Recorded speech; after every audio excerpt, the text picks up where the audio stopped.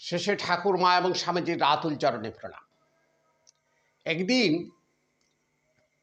লালু জেলে সে বলছে যে তার বাপ মায়ের সঙ্গে সে একদিন কামারপুর এই জয়রামবাটিতে গিয়েছিল। জয়রামবাটি সেদিন কোনো উৎসব ছিল না, কিন্তু অনেক লোকের ভিড়, অনেক মানুষ আসছে পূজা দিতে, বিভিন্ন জিনিস হাতে করে আনছে, নৈবেদ্য মায়ের কাছে দিচ্ছে, পূজা দিচ্ছে।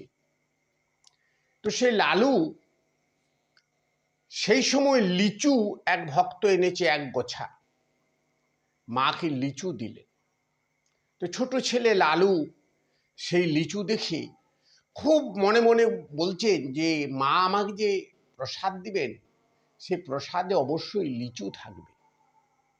তারপর ছোট ছেলে খেলায় মত্ত হয়ে গেল, বিভিন্ন সমবয়সীদের সঙ্গে প্রসাদ পেলেন, যখন সব ধরনের প্রসাদ খেলেন, সব কিছু কথা ভুলে গেছেন, কিন্তু ছোট ছেলে ভুলে গেছে।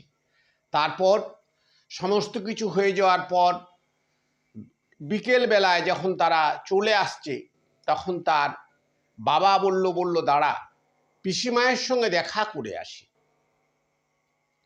সেই লালু জেলের বাবা এসে পিসিমায়ের সঙ্গে দেখা করছে, মা সারদার সঙ্গে প্রণাম করে সব কিছু বলে বলছে, মা তাহলে আমরা পিসিমা আসছি।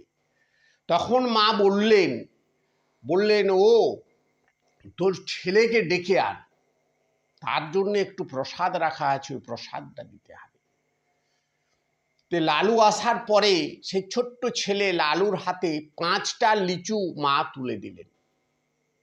লালু বিস্মিত হয়ে মায়ের দিকে তাকিয়ে অবাক হয়ে বলছেন, হে মা, তুমি কে মা? অন্তর্যামী, আমি জেলের ছেলে, আমি মনে মনেই তোমার ওই লিচু দেখে ভেবেছিলাম যে প্রসাদে 1-2টো পাবো, তুমি সেটা বুঝে নিলে মা, আমাকে দিলে। শিশু সেই লালুর মনে এই প্রশ্ন হয়েছিল, মাকে সে প্রণাম করে ধন্য হয়েছিল। নমস্কার, সবাই ভালো থাকবেন, সুস্থ থাকবেন, আনন্দ